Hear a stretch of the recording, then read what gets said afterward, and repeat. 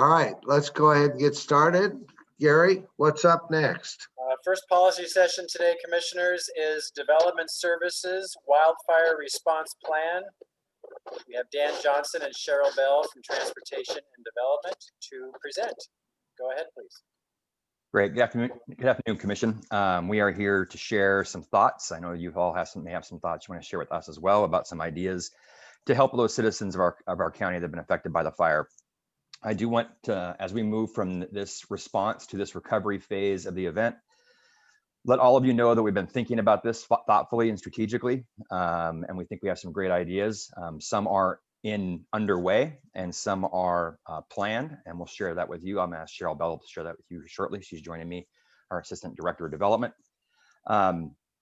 But again, there are two components to this policy session today, one of which is sharing this information and getting it out to the public as well. And second is an action we are seeking action to allow some temporary residential changes for RVs or trailers for those folks impacted by the fires. So with that, I'm going to turn it over to Cheryl. I have her kind of walk us through this policy session.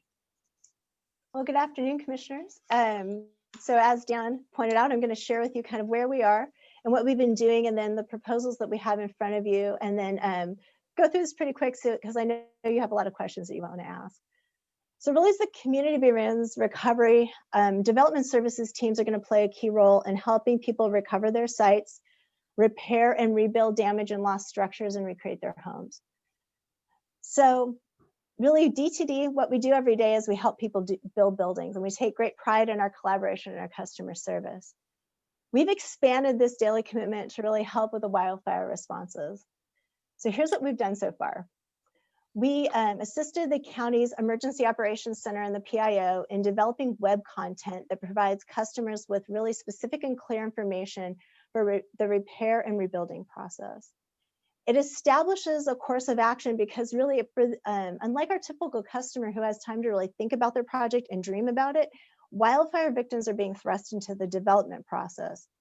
So what we wanted to provide was a clear framework for how people can start a project after a disaster.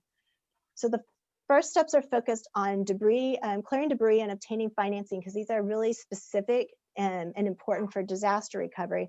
And then the website moves through development, which is preparing plans, obtaining permits, inspections.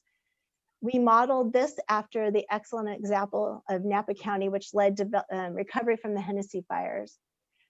Development of the site is underway, and it'll be available on the returning home page from the EOC, in DTD's permitting pages, and then in hard copy in the returning home packets. We are also offering several enhanced customer service options. Right now, today, I did it on Saturday, building codes and planning staff are serving at the Molalla Fire Recovery Center. And this gives residents direct in-person service as they seek to understand the rebuilding process. And then for those who've lost a primary residence in the fire, we're also offering additional services. We have established a replacement property liaison. So customers who are rebuilding their primary residence will be assigned to this building code staff member who will serve as the primary point of contact. So this gives a customer a single person to connect with throughout the process as they complete their applications, they go through plan review and permitting, and they complete construction. The staff member has been assigned and has already been talking to customers and reestablishing those relationships. We are currently performing a search to find any building plans we have in our records. State statute requires residential building plans to be kept by building department for 2 years. And this is standard industry practice because there's a lot of costs and limitations with keeping these large catalogs of plans. So staff are working with the EOC to identify the wildfire damaged properties and then look for any approved plans that we have.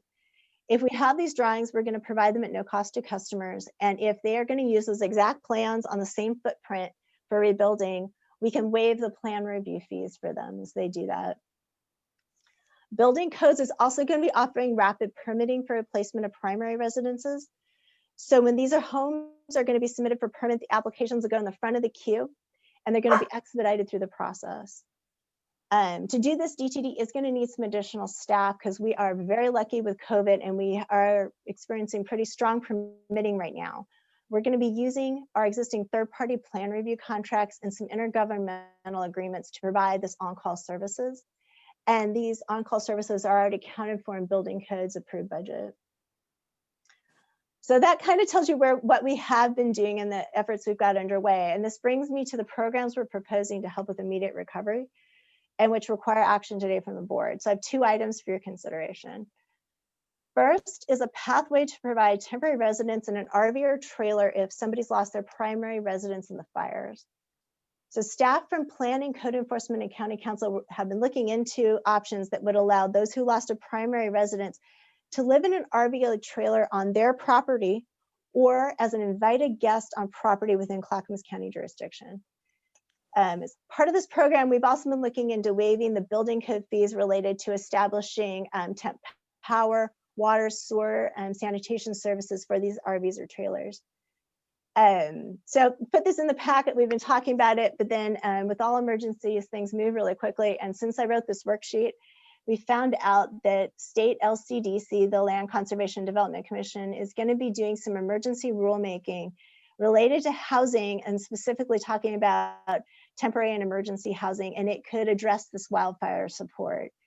So these rules are going to be released anytime, we think in the upcoming weeks.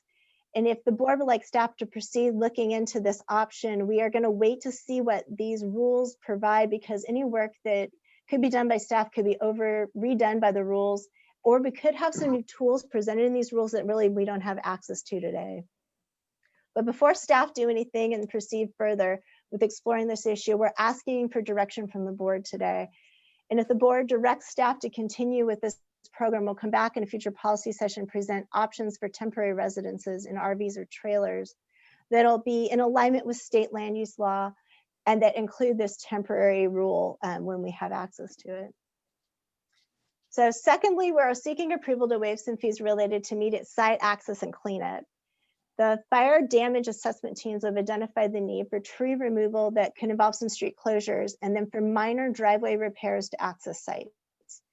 To support this, DTD is requesting the board approve waiving development engineering fees related to driveway repair and road closure for tree and other large debris removal. These fees are in your packet, and they're scheduled to increase in January, on January 1, 2021. So we provided the current fee for you and the future fee. And in waiving fees, some things to note: the fee waivers would only apply to wildfire affected customers and only for the permits we've identified in your packet. At this time, any cost for this would be absorbed by the road fund, which is a dedicated fund. But at this time, I don't really have an estimate of how many in the community will need this service. We anticipate the right-of-way permits to be pretty limited because of the debris work that's going on in the EOC. And it's important to note that this, any potential revenue from these permits wasn't anticipated. So when we created a budget, we weren't expecting this revenue, so it really won't decrease our revenues, and we're not going to be adding any staff for this. So it won't increase our costs. So in summarizing, today's staff are seeking direction from the board on whether to continue development of the RV and trailer program, and then approval on these fee waivers for the engineering fees in your packet. So Right. this is a lot of material, and I'm going to stop here and answer any questions you have, or explain further the programs we're proposing. So I'm going to call on me and then Paul, since I had my hand up first. Fantastic work. Really fantastic. I'm amazed at the work you've done. So I'm totally in favor of all you have suggested. I have had people ask, and we have agreed to be full cost recovery. This is unusual circumstances, and the way you described it was excellent. This is revenue we wouldn't have anticipated. It's fairly minor cost, and it's something we need to do for the residents who have been affected by the fire. So fantastic work on your part, and of course everyone who had their hand in this. But I do agree we should wait until the LCDC comes out with their rules. But great job. Paul. Whoops. Yes, I agree completely, echo all of that. I do want to say that in the midst of the fire back in just a couple, 3 weeks ago, one of the calls we had was with Congressman Schrader, and in that meeting was Senator Betsy Johnson and some other county commissioners that are in Congressman Schrader's district. And I raised this issue. I think Sonia was there too. I raised this issue about land use, and they didn't want to see those land use barriers delay or impair anyone's ability to get their home back up and restored and so forth. So a lot of agreement in that. And so I don't know if that has anything to do with the fact that LCDC is already on this, but if you look at the impacts to Marion County, they saw a lot more loss than we did when it comes to residences, and even the folks in Tillamook County with the Otis fire, I believe, they saw some pretty good impacts. So this is great. I'd say yes to all of it, and the sooner the better, and whatever we can do to make it happen, I'm good to go. Make a motion. I move that we approve the recommendations suggested by staff to help our victims of the firefights get their properties back up and running. Second. Second that. But there's two recommendations. Yeah. I don't know if we need to specify that. Let's specify them. Option 1A and option 2B. Correct. Okay. All right, so any further discussion? Again, great job. Christina, please poll us. Commissioner Fisher, Aye. Commissioner Humbertston, Aye. Commissioner Savis, Aye. Commissioner Schrader, Aye. and Chair Bernard. Aye, motion carries unanimously. Be sure and get this information right out, and our folks at PGA ought to help you with that. Paul. Yeah, one other thing, I had a conversation last evening, and this same issue came up, and it came up with regards to septic and the approval process. So we need to get Wes on board too, and if there's anything they can help with, whether it's expediting or whether it's fees, but this came up as well. And I don't know what the water situation is, but if there's any, I want to put that out there. And also, if there's any other barriers that come up that are land use or LCDC related, I do know that we've probably got support from our legislators to make any help or push or influence to make things go a little bit smoother if we need to. Yeah, I guess the one thing I just want to make sure we're clear on, there are other things that we're thinking about as well that we haven't shared completely with the board yet. Most of it is around the manufactured home stock that's out there that may not have been insured, and ways we might be able to help them as well. So we might be coming back to the board with some additional opportunities or options that are out there. Septic is going to be a challenge as well, because a lot of older structures out there on old septic systems, and we've got to kind of work our way around that right now, while balancing that nuance of some of these general fund supported entities. But we'll figure it out, and we'll probably have some more recommendations coming forward to you as well. Yeah. I also want to share that I'm involved in a tri-county group of people that are building officials from across the state who are affected by the fires. And we're meeting with HBA. There's talk of legislation coming back in the long session 21. I've already alerted Chris Lyons about that legislation. It would, Commissioner Savis, it talks about some of the land use issues as well. So we've sent out feelers if there's any work groups so that we can get involved in that. But I did let Chris know right away that we'd be interested in that conversation. Yeah, and the other conversation I had two of them was as number one, so what is the backlog currently with the mobile home manufacturers if someone wanted to buy a new unit? And as of the beginning of the fire, it was 4 months or 5 months, if I'm not mistaken. And they've had a backlog just from demand pre-COVID. So I'm sure right now there might be, a little bit added delay in people acquiring one. But the cost to move a used one or any of them is expensive, and to set them up, so it's not cheap. And secondly, the other one was conversation came up if there was a temporary RV park somewhere in the county of the 3 counties, that there be a means, if there was no existing zoning to allow that, there be something temporary if people couldn't go back to their very own property. We could cite 3 or 4 folks or more if needed. We didn't know at that time how many homes or structures would be impacted, but 50 still is a big number. Yeah, I mean, if you think about the fact that we had about 150, no, pardon me, we had about 300 RVs spread out between the Seventh-day Adventist site and the Clackamas Town Center site. That the RV work we're doing right now is going to be very helpful and very impactful. There's, I just want to make sure our heads are around the fact that this isn't we're not going to see a rush of permits in the next week or month. I mean, this is a year-long dialogue around how do we get, or more, how do you get that debris? That's why we have Eben Polk and a bunch of our folks lined in with the debris work to make sure we're taking care of the debris appropriately, giving as much benefit as we can to our citizens through great work with FEMA. And then last but not least, getting them on the development path. I will also tell you that I was in contact with Red Cross, and I think Red Cross is taking the lead on that discussion you just raised, Commissioner Savas, about more of a longer term RV park. That was the last dialogue I had with them when we were looking to relocate some folks from the Seventh-day Adventist site. So, yeah, there are economies of scale, perhaps, if you know, we can put a number of them in one particular place, and there, you know, opportunity for some efficiencies if needed. And just to make it clear, there's RVs that tow on wheels, and there's also manufactured housing, and some of the structures that burned were manufactured housings. So there's sometimes we mix up the terminology, but when I was talking about the 5-month or 4-month backlog, I was referring to manufactured housing. Yeah.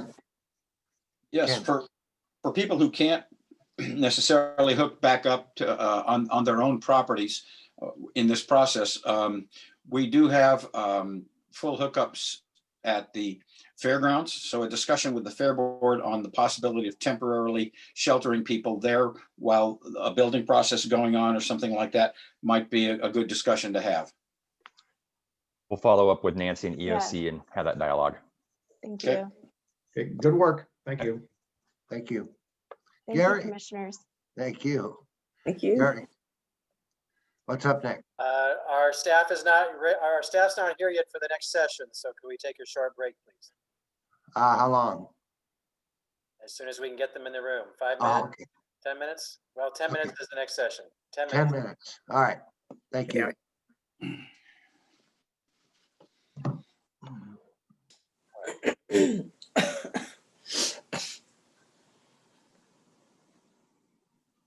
All right, Chair, whenever you're ready. All right, we're ready. We'll go ahead and start. Oh, you're recording already. Yes. All right, commissioners, this is benefit renewals for 2021. We have Christy Durham, Benefits Manager from Human Resources, to present, and Jason Morrell is here too from Human Resources. I don't know if you're not sure if you're presenting or not, but you're welcome to stay. Okay, go ahead, Christy. Right. Good afternoon, County Commissioners and County Administrator. Christy Durham, Benefits Manager, as County Administrator introduced me, and appreciate your time this afternoon. We're bringing before you information about the 2021 Employee Health and Welfare Renewals. So medical, dental, vision, flexible spending, all of those health and welfare plans. And we've got a couple of primary focuses that we want to bring to you today. First is to just give you a summary about what that renewal is looking like for this coming plan year. And it's a good renewal. We are grateful that in this particular time that our claims have been very stable. We've gotten some plan design changes several years back that the committee, the Benefit Review Committee has worked hard to get some stability in the plans, primarily around the medical plans. And at this time, it's playing out very well for us. So we did not see a lot of claim volatility at this point between either the general county or the Peace Officers Association plans. And one of the kind of wild cards that's out there is related to COVID claims. There was in the medical as well as in the dental plans some suppression of claims. There was a decline in people's ability to access treatment early on in the pandemic. That has since eased, but we still are not sure about how that will play out over the coming plan year. So it's a good position that we're in right now this year, that we've got some stability. And the committee decided not to expand any benefits at this time. Typically, if there was, a good claim year like this, we might be looking at, let's go ahead and add something, but they are holding steady to a good fiscal plan. And we're just kind of waiting out this coming year. So that's something that as we move forward, I think that the nation and actually around the world, we're looking at, what's going to be the long-term impact of COVID and additional claims that may result. So that's the primary area of focus. The second thing that we want to bring forward to you today is that we have the represented employees. There's a cost share between the employer contribution and the employee contribution. That's defined in the contracts. The historical pattern has been that for the non-represented, we have that same cost share, which is a 95-5 cost share, 95% employer contribution, 95% employee contribution. And we are recommending that we continue in that plan. There's no reason that we see to do anything different than that. It's been in place for a long time, I think. And really, it's really just bringing it before you so that you are aware that that cost share is a decision point for you all. And our recommendation would be to keep that consistent at the 95-5 cost share. The third primary area to talk to you all about today is there is a change that we are recommending for the retiree, COBRA, and temporary employee medical plan option. Historically, there have been 3 different plans, and we've referred to it as a high deductible plan, but it's actually a $1,000 deductible plan. We're proposing that we consolidate one of the Kaiser plans, so that there's one Kaiser plan and there's one Providence plan. And we're also recommending that we move those into a high deductible plan, which goes from a $1,000 deductible to a $1,400 deductible. One of the primary things that we are really looking at is having some consistency, reducing confusion when retirees or COBRA participants are trying to make a determination on those benefits, as well as trying to streamline some of the administrative processes. So the cost savings, the estimated cost savings based on current enrollment to departments is around $2,500. It's negligible. It could be up to around $8,000 if additional temporary employees who are eligible for that option were to elect that. So it's not really on the dollar savings. It's really about streamlining the administration and improving that customer experience for our retirees and COBRA beneficiaries. And that is really the summary of what we've got in front of you. There's a lot of information that we've shared with you. There's a lot of the details in there. I'm happy to talk with you and answer any questions that you might have. Ken? I'm assuming this does include the Peace Officers Association also? Yes, it does. Are there still ongoing discussions about the alternative plan that they have been discussing with us for the last couple of years? That is still in contract negotiations. Yes. Okay. And this would be separate from that. Of course. Thank you very much. Yes, you're welcome. Any other questions? I don't see any. Mr. Chairman, I move to adopt option 1. Second. It's been moved and seconded to adopt option 1. Any further discussion? Christina, please poll us. Alrighty, Commissioner Fisher? Aye. Okay, Commissioner Humbertston? Aye. Commissioner Savis? Aye. Commissioner Schrader? Aye. And Chair Bernard. Aye, motion carries unanimously. Any further discussion? All right, thank you very much. Thank you all. Well, commissioners, this is a rare day that you're way ahead of schedule, and your next session is not until 2:30, and you have guests coming, which means we should wait until 2:30. It's the Hamlet update. So it's 20 minutes, commissioners, unless there's something else, anything else you'd like to discuss. No, Stay we'll great. see. So, hey, Gary, I have a question. I just sent you a news break that I got through about water, a well drying up in Malala. And I know Commissioner Humberston's aware of it because he gave a little quote for KATU. But do we know if that issue's related to wildfires at all? Or should we add that to our list to ask Nancy about on Thursday? I don't know about any correlation, but the article seems to imply that there's a correlation there. Could be. I don't know the answer. I have to follow up and get back to you.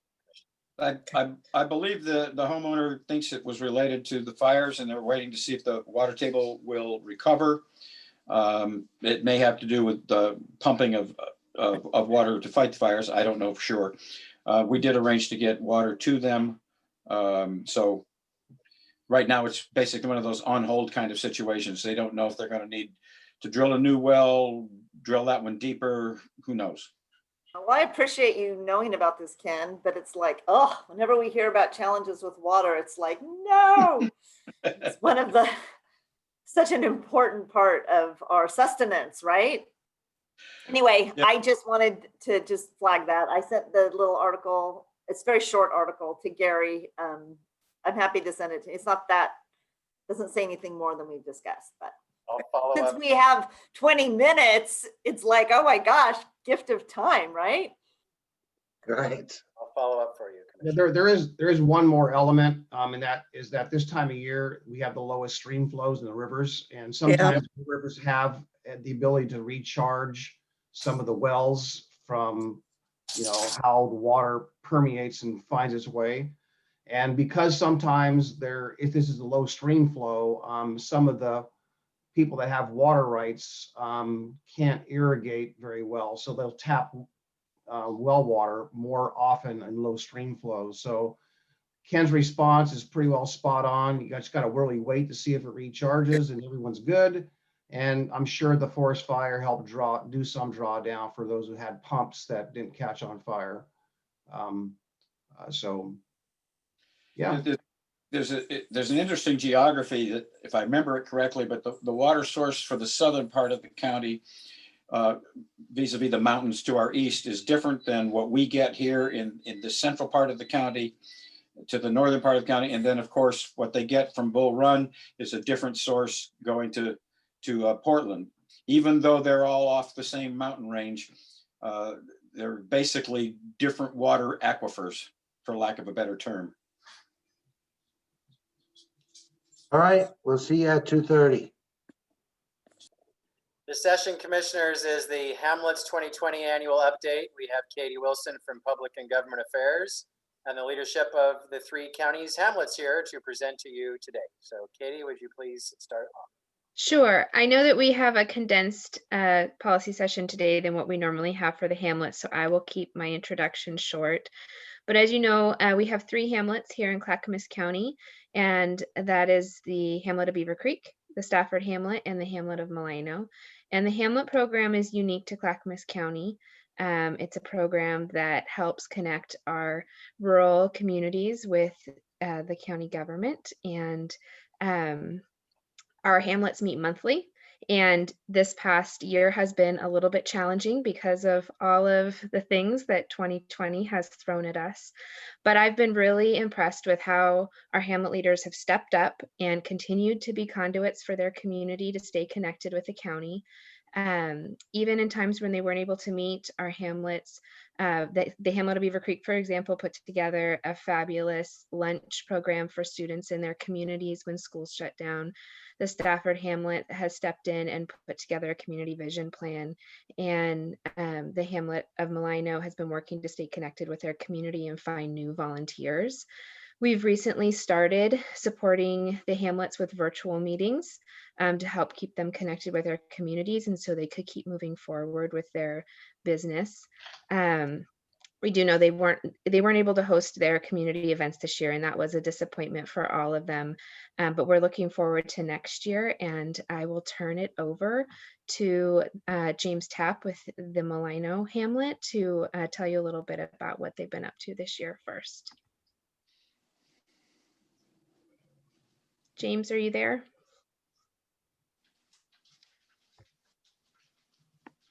You have to unmute if you're talking. There we James, you go. should, there we go. All right. Hello, everyone. Hello. My name is James Tapp. I am the chairperson for Milano Hamlet. As Katie has said, that this year has been pretty trying and difficult times through the COVID-19 and quarantine and wildfires and evacuations and cleanup and so there hasn't been much going on with Milano as far as getting things done except for their own individual things. So we did do a donation to the fire department and the Meals on Wheels while people are in quarantine. We have elections coming up this year. We have 2 spots open on the board.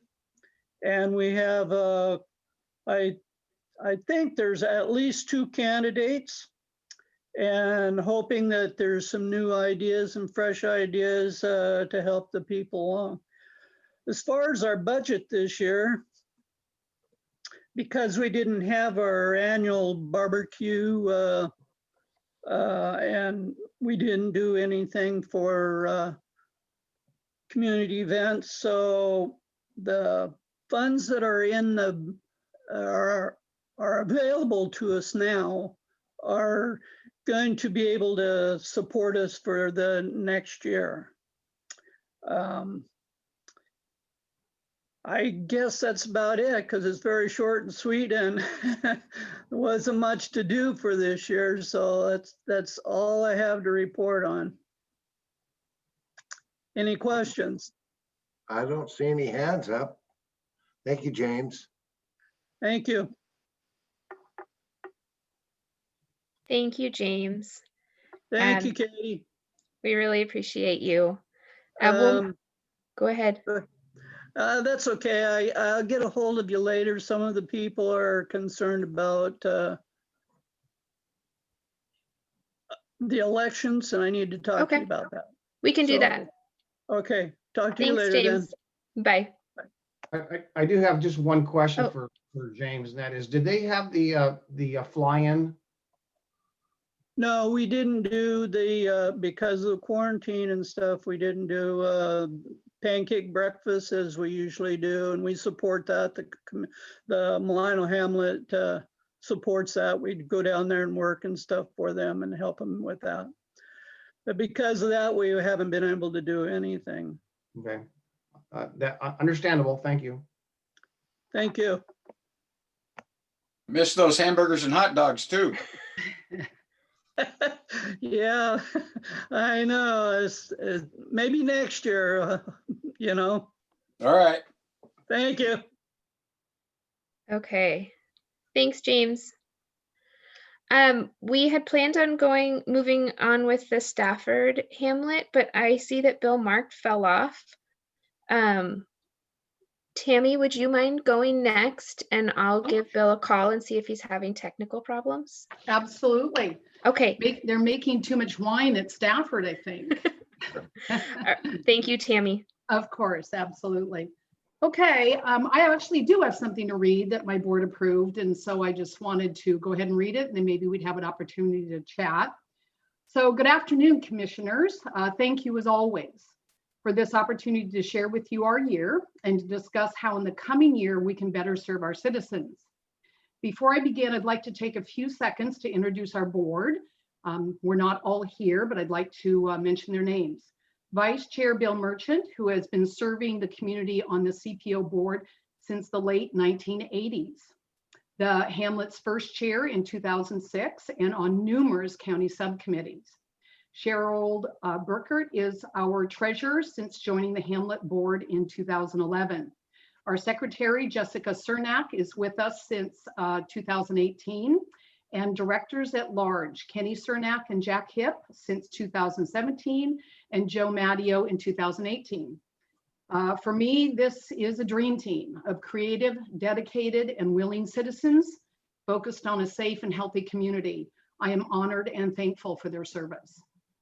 In July of 2019, we were generously provided a budget that set the stage for our board and citizens to accomplish many of our to-do list items. Thank you again. 2019 was relatively uneventful. We participated in a community concert, held board and community Hamlet and CPO meetings, ticked off a couple of our wish list items, assisted our citizens with various land use applications and general community questions, enjoyed a holiday dinner at the Grange, followed by a Santa parade to an eventful tree lighting ceremony and much more. With funding and volunteers lined up, we were very excited to make 2020 a year of change and community involvement. Well, needless to say, 2020 hasn't gone well. So let's talk about how we handled that. When COVID hit, we very quickly learned that students in our rural area no longer had access to food. Our community, which included the Grange, Kiss and Kate's restaurant, the United Church of Christ, or better known as the 10 O'Clock Church, our local 501c3 Beaver Creek Committee for Community Planning, and the Hamlet Board came together. And in less than 1 week, we were providing breakfasts and lunches to nearly 100 students 7 days a week. This continued for 5 weeks until the school districts, Oregon City and Molalla, included rural students in their outreach programs. Funds and donations of nearly $9,000 was received and continues to be received and are directed to the 10 O'Clock Church's food pantry that offers food, home and cleaning supplies, delivery, and anything else anyone needs. The Hamlet began Zoom board meetings in July and August, and then included community Zoom meetings in September and for our election coming up in October.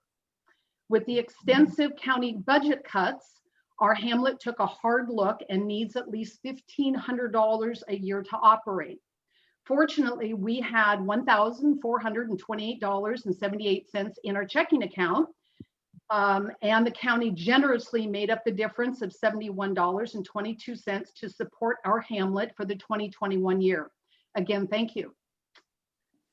Then the east winds hit. Fires ravished the county and Beaver Creek scrambled to evacuate. It was an emotional and exhausting time to help ourselves and our neighbors to run and then to return. Some to good news and others to devastation. That is a quick summary, as this has been a crazy year and we all know the coming year will provide its own challenges. So we really want to use the remaining time we have to talk with you about what we really need from you all. Over 2 years ago, the Karis CPO became inactive. The CPO board came to our Hamlet and asked if Beaver Creek would expand their boundary to include Karis. Karis is directly west of Beaver Creek and directly south of Oregon City. The very moment we learned that the CPO was going to become inactive, we began talking with our citizens about inviting Karis to join Beaver Creek. For 3 months, this was an important conversation at every board and community meeting. And at the next town hall meeting in October of 2019, we asked the community to vote. The community voted unanimously to invite Karis to join Beaver Creek's Hamlet and CPO. Please note, many Karis citizens attended several community meetings, eagerly requesting to be a part of Beaver Creek. PGA was involved from the beginning, which was July of 2018, and was asked for assistance. This topic and no other has been our highest priority. Why? Because we believe all CPOs should be active. All citizens should be represented, and the county is better in all aspects when citizens are involved. It is a tragedy that 30% of our CPOs are inactive and many in high growth areas.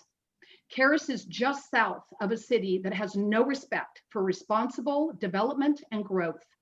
And Beaver Creek has the experience, knowledge, and commitment to support the thousands of Karis citizens. For an example, recently there was a zone change within the inactive Karis CPO, a change from farm forest 10 acres to rural residential farm forest 5 acres. The designated county ordinance criteria were not met, as reported by the planner who recommended denial. The hearings officer approved the zone change as there was no opposition. That's a travesty. This should not happen anywhere in rural Clackamas County. For over 2 years, we have asked PGA to help us prepare a request for a boundary change from the Board of County Commissioners. I'm not going to go into the meetings and requests, efforts, considerations, discussions, and suggestions, but I'm happy to provide a timeline. Needless to say, we are no further than we were over 2 years ago. We clearly know this is an unprecedented request, but you know what? This is an unprecedented year. So here goes. The entire board of the Hamlet of Beaver Creek, the citizens of the Hamlet of Beaver Creek, and many of the citizens of the Karis CPO come before you today and ask you to make an unprecedented decision to vote now to change the boundary of the Hamlet of Beaver Creek to include the Karis CPO. We understand this may require a policy session, but if you can make an exception, we ask you to do that today. Honestly, commissioners, we can do surveys and questionnaires and postcards and community meetings, etc. But you're not going to have very much more information than we have given you right now. If you value citizen involvement and citizen representation at every level of local government, please consider making a meaningful and valuable investment in your citizens and their voice today. I do want to add to the report that we learned PGA presented an outreach plan this week. I'm confident Katie is happy to share those details with you. So thank you for listening to us, and thank you for considering our very serious request. Do you have some questions? I see we do, and boy, I'm in favor of this, but let's move on to Ken and Gary. Two things. One, Tammy, is there an online way of making donations to the 10 o'clock church or that organization that's helping feed kids and others? Well, okay, on the feeding children, that has shifted back to the school districts. And so that is not necessary at this time. And that has continued with virtual learning. So I think the kids are receiving their meals as needed. The donations that we received today are going through our 501c3 in Beaver Creek. It's called the Beaver Creek Committee for Community Planning. It is in fact tax deductible. We do offer receipts, of course, and those donations are continuing to go to the 10 o'clock church, where they are serving shut-ins and seniors with PPE, cleaning supplies, home items, and food. And if they cannot come pick those items up, we have a list of people that will deliver to homes. Is there an online method of donation? I'm sure there is. Can I get back to you? Yes. Please okay, do. Great. And then my second question is, I'm sorry, Bill? I was just going to say, if there isn't, we'll find a way to make one. Yes. Okay, good move. And then my next question is to Gary. I know that we made a change in boundaries in the rhododendron area within the last 2 years. Is there anything that would delay us taking action on behalf of Beaver Creek and Karis? You cannot make the decision today. This is in the county code for what a boundary change process has to be. You could expedite it, but you need to follow your code unless you want to ignore your county code or change your county code, which of course would take a lot of process. So I'm committing to you, Tammy, we can expedite this, but it has to go through what's listed in the code. So you cannot decide today, commissioners, but we can move this process forward to do it as soon as possible. Thank you, Gary. Gary, Paul, and then Bill again. Bill's hands up. Paul? Yeah, well, Gary kind of answered my question, and Ken kind of asked it. So, Let's move along. the only thing I would add, of course, I am a process person, and I think the guidelines, I forgot what the saying actually is, but if you don't follow the rules, there are no rules, and what applies to one will apply to another, and you might regret not following a process. So I'll leave it there, and we'll just if Gary can, if we can expedite it through PGA and do it in a way that's defensible, then I'm good. Throw it out. Throw the rules out and do it. All right, just kidding. Hey, Katie? I'm just making sure I wasn't muted. I did want to just go over what our plan was and speak a little bit to the outreach strategy for merging Caris. I do think it's important that we take the time, and we can do it quickly and with a virtual survey, to poll the Caris community. When we started this outreach for merging the hamlet, we had the hamlet residents very quickly were on board to merge with the Caris community, which was really exciting. When I reached out to the 3 contacts we had in the Caris community who had stepped forward to request that they merge with the hamlet of Beaver Creek, they were not interested in continuing on in serving in any capacity, on whether it be on the hamlet board or regenerating their own CPO, and they didn't want to speak on behalf of their community as to what their goals might be. And so we pivoted a little bit at that point with our outreach strategy, and we talked about having a town hall. And then we had some issues. We had to work through the corner park issue with the hamlet, and we had some turnover with leadership. And then we had COVID hit when we had a town hall scheduled for the hamlet and the Caris community to come together. So I think that a virtual survey is a great opportunity to reach out to Caris. I don't anticipate there being a lot of opposition from the community to merge with the hamlet, but I do think our public participation best practices really encourages us to reach out and make sure that the Caris community has an opportunity to weigh in on this decision. And then we can go through the process the same way we did with the rhododendron CPO to alter that boundary, and we'll bring it back to you with a staff recommendation based on what the outreach results are. All right.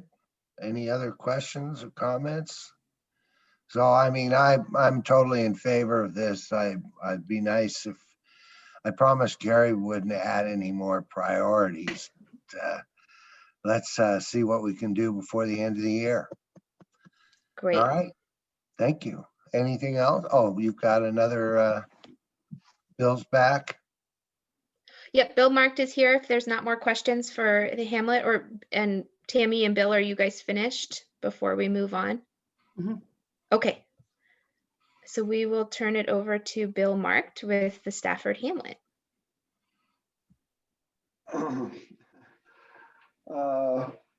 So I thought that the Stafford Hamlet was the center of land use angst. But once again, Beaver Creek has surpassed my expectations. Well played, guys. So I'm Bill Mart. I'm the chair, board chair of the Stafford Hamlet. Thanks, commissioners and staff, for your time today. With all the crisis facing the county, your willingness to let us update you is appreciated by our hamlet, and I'm sure the other 2 as well. What we've accomplished over the last year, we put 2 town halls together in February and March to inform our residents of the board's approved new community vision plan. Numerous local elected officials attended. Most of the commissioners made an appearance, and in the process of doing this, we created 5 questions that allowed for the attendees to post their perspectives on how the hamlet could evolve in their estimation. I believe the staff will email you the composite of those answers from the attendees, which gives you some sense of at least the people that showed up, which was a good turnout, to give us direction. We received as well the Portland State University Masters of Urban Planning document, what they call a roadmap, which is a 4-part document that the 6 students worked on for their master's project. It's a 200+ page document that will guide us into the future and implement our community vision. It also includes tools to navigate the area's future as it unfolds. We implemented, as did Beaver Creek, and I'm not sure, but I think some of the other CPOs, Zoom meetings after a few months of not being able to gather in person. Our community CPO and Hamlet meetings were all done at the same time. We combined those three, and with the county's help, we felt like they were very successful. I think we were a bit intimidated initially, but we're getting more comfortable all the time, with the exception of people like me, which can get online and get into the Zoom, but then find a way to get out of it. We have seen an improved attendance from the community as a result. A couple of the speakers or groups, we had 4 ODOT presentations, not all on Zoom. I think 1 or 2 of those were pre-Zoom, but both on tolling and design of I-205. And then we had the county planning department, as another example, do their licensing of short-term home rentals. And which all of those were well attended, and I think created some real energy in the community. Just recently, we've reached out to the 3 surrounding cities candidates for mayor and council positions, those candidates running, and have asked them to fill out a 6-question sheet that we've sent to them as to their perception of the hamlet and surrounding areas' future. When the responses are returned, which is supposed to be by October 10th, we'll post those on our website and let our surrounding neighbors know that that's there for their, that they can look their chosen candidates, or if they have questions. One of the other things that that we started, and I shouldn't say really it's we, because it was Rick Cook that initiated it and really ran with it, is the 36 agricultural challenges that were done over the course of the last 9 months. He's presented this to our community, and in fact, I think some of you all are on that mailing list. The idea being to educate the region on the possibilities of agriculture in our area, to reinforce the embracing of our fellow cities and regional partners, explore the area as a carbon sink, and secure local food production as a resource. In the course of that, and this wasn't an outcome, but again, Rick had a lot to do with it. We partnered with a vintner using local grapes to fundraise through the sale of 2 Hamlet label wines, a Syrah blend and a Pinot Gris. It has been well supported by the residents and some of you commissioners as well. And we're pretty tickled that we've found something that's that has met people's expectation and also generates a little extra money in the bank account. We've reached out to potential volunteers to get broader involvement in the Hamlet's work. The town halls that I mentioned early on were the primary vehicle to get that off the ground. Unfortunately, the coronavirus has slowed the ability to involve folks quite as fast as we'd like, but we've had contact with them, and that'll be moving forward, even if it's in more of a virtual way. As well as new resident outreach, which we have done now for the last 2 years. It's something that our board member, Patty Mamula, created and is really run with very little help from outside. I know she could use some volunteers, but she's really taken this and run with it. And it's given the new residents the ability to understand what exactly a hamlet is that they're living in and what's available to them. And it bears mentioning, as it creates awareness in the hamlet, and it's always good to have folks know what's out there, and so they can get involved should they desire. What we hope to accomplish but had to delay. Two big items on our list at the beginning of the year: the Family Fest we had to put off, and the vote for the new community vision plan. Goals for next year. Using alternative voting methods for the elections in January, which are yet to be defined, we hope to have a Hamlet board vote. We have 4 members that we need to elect.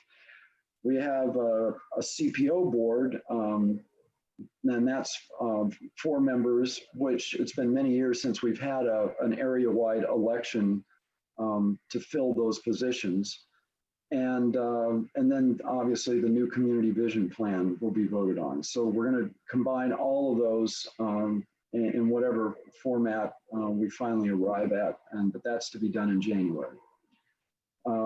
We plan on implementing a lot of the aspects of the PSU guide and taking advantage of the hard work that the students put into to give us this roadmap. We're also working on a partnership with the Clackamas County Climate Action Plan Group, and to partner with the 3 cities as well. There's been good conversations and one meeting with Westland Mayor Axelrod and the committee, and we can envision Stafford as a pilot project for working with other rural communities in the county. With the return of possibility of engaging socially, which I think we all probably see that off in the distance someplace, but should it come together early enough next year, we will do a 2021 Family Fest. It should be said that though I did this presentation, we have a dynamic and active board, which has been an asset to the community. That concludes our annual report. I'm here for questions or comments from you all. Ken?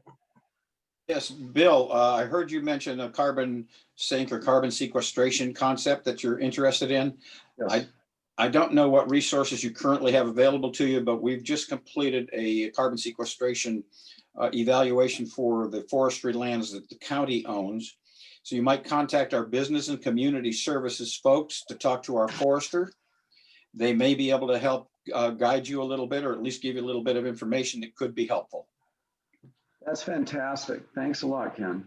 You're welcome. Well, I'm happy to help connect you. Thanks, Thank Katie. you, Katie. Yeah. Paul? I guess I have a question for maybe Bill and Tammy or anyone else who wants to chime in. But my question in general is, how's attendance on these Zoom meetings that you're doing? I know it's compromised in some areas. I'm seeing, on some of these public involvement things and also the CPOs, I'm seeing a mixture of some that are just absolutely terrible to some that are halfway decent, and maybe they're getting 60% of what they would normally get, which is just curious as to the attendance in the Zooms. Do you want to start it out, Tammy, or do you want me to go? Well, I mean, the only Zooms we've had, and they're well attended because they're the board, has been the board. We did just one community in September, and no, not very well attended. We have several avenues for outreach from social media, Facebook, Nextdoor, Beaver Creek Forum, as well as our reader board, our Beaver Creek Bulletin, our website. So I think it's twofold. Number one, we've only had one, didn't expect a lot of people. But the second is it's just going to take time to get the word out. We actually expected more than we get in our Grange meetings, primarily because it's so easy. You can pop in and listen and, still be making dinner or something. So we're hoping through the course of time that, that's our plan, is to continue to get the word out. And I know the word's getting out because I've had a couple citizens like at the post office say, oh, shoot, I forgot about that. I'm going to try and make the next one. So it is out there. It's just a matter of getting this on people's calendar. Okay, thank you. Mm-hmm. What I would say is that we've had good attendance. Now, when you say that, you got to qualify it by what's on the agenda. People are definitely interested in the community meetings that we've had, and that's really a function of what the topic is. CPO, because it's wedged in between the community meeting and the board meeting, you're going to get people holding over. What surprised me is how many people stick around for the board portion of the meeting, which typically, now again, they're on, they're on, whether or not they're engaged, that you can't really answer that. But that the board meeting, which is, the last of the three, is typically not well attended. It's a small core of folks that will stick around for that. I think, to what Tammy said, I think it makes it easy for people. In fact, we had explored this before the virus as an option, because one of our board members said that the local PTA, in fact, it's the Stafford school where we tend to do most of our meetings when we're meeting in person, was getting a lot better turnout because people could come, and the PTA meetings were during the day, people could attend. So I'm encouraged. I mean, me personally, I miss the contact with people, but I think it gives people an easy in and out. Again, you don't need to go someplace. You don't need to sit through a portion. You can walk away. You can come back. Whatever. I think as people get more used to it, and as we probably get better at it, I think it's a plus. So that's my take. Thank you, Bill. Katie? I was just going to comment that the meetings that I've attended out in the community that are Zoom, I noticed that as our community groups have had a couple, their attendance seems to improve. I think there was a little bit of hesitation when we first started because it was new technology, and I think people were a little bit nervous about how to attend those meetings, how to access those meetings. But I think word is getting out, and I see what Bill is saying. I've attended those Hamlet meetings, and they are getting attendance, and they're getting new attendance, which is good. That's really exciting to see new faces, and I've seen that in some of our CPO meetings too. That the numbers aren't just growing, but they're new people that are coming that maybe couldn't have come before when the meeting was only in person. And so that's promising to me. And I hope that we can grow on that as we move forward with exploring how to incorporate virtual engagement as we move forward. Thank you. All right, anything else? Well, great job. As far as Zoom meetings, I'll tell you that we've had some where 200 people were on them. Once people get used to it, you could practically mow the lawn while you're on a Zoom meeting. But anyway, thank you all very much, and good luck. Yeah, Thanks for the opportunity. Very much so. Thank you. Katie? I just wanted to say too, I just want to make sure that we give the credit to our volunteers here and really recognize how much work our volunteers put in being on the board of each of these hamlets. It's a big time commitment. And some of these folks have been doing this for a very long time, and their commitment to their community is unparalleled. I'm so grateful for everything that all of these folks do to serve their communities, and it's a pleasure to work with them. And so I just want to make sure that we really do give our volunteers credit. This year has been extremely challenging, and they have stepped up to the task. So thank you so much. Thank you. Thanks, Katie. And thanks for the support. Thank you. Bye. Okay. Gary? That is it for today, commissioners. All right, so do we have any land use hearing tomorrow? Or was that? Not tomorrow, but you have. No, we do not. You have the Association of Oregon Counties district meeting tomorrow. Okay, thank you and have a great day. We're adjourned. Bye.